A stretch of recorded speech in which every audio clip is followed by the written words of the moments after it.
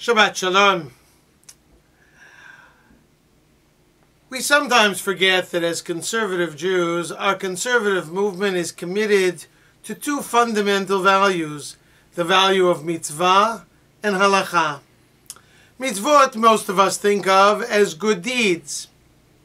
And certainly many mitzvot are exactly that, things that are good deeds.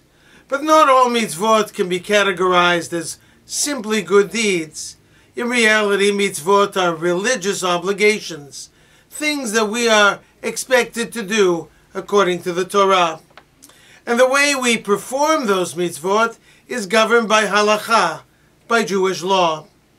This week's Torah portion, Shemini, devotes a tremendous amount of time to the mitzvah of kashrut and to some of the halachot, some of the laws connected to it.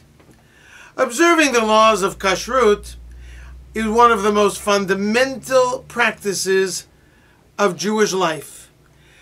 Keeping kosher is not necessarily something that makes us a better human being. Indeed, nowhere does the Torah say, because you keep kosher, you are better. Nor does the Torah even say, because you keep kosher, you will be healthier. Rather, the Torah says that keeping kosher has a great deal to do with being distinctive. Kadosh. That's what the word kadosh means. The Torah says, Vehit kadishtem. You shall become distinct. How do you become distinct? By separating yourself from those things that you are not permitted to eat. The Torah subtly acknowledges that the foods that we're not permitted to eat are frankly foods that taste good. There is apparently nothing ungood about a cheeseburger, or about bacon, or about lobster or calamari. They're probably very good, although I have no personal evidence to tell you that they are. What the Torah wants us to understand is we become distinctive by saying that good things are not necessarily part of our diet, that we limit ourselves, that we become distinct and separate by doing that. Why become distinct? Why become separate?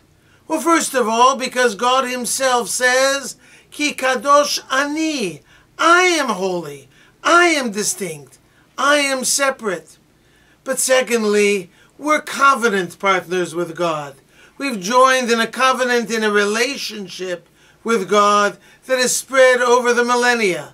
And in being partners with God, we do what we can to imitate what God says. If God is holy, if God is distinct, we too want to make ourselves distinct. Over the millennia, keeping kosher has been one of the ways that we Jews have preserved our self-identity over the course of time. And it's good to know that we can continue to do that. Keeping kosher is not easy. Keeping kosher requires a discipline. Keeping kosher requires taking time. For those who don't keep kosher, my suggestion is to start one little step at a time. Start by stopping to eat the things that the Torah specifically forbids. Refrain from eating pork products, or seafoods, or shellfish. Refrain from mixing milk and meat. Start with small steps, and bit at a time.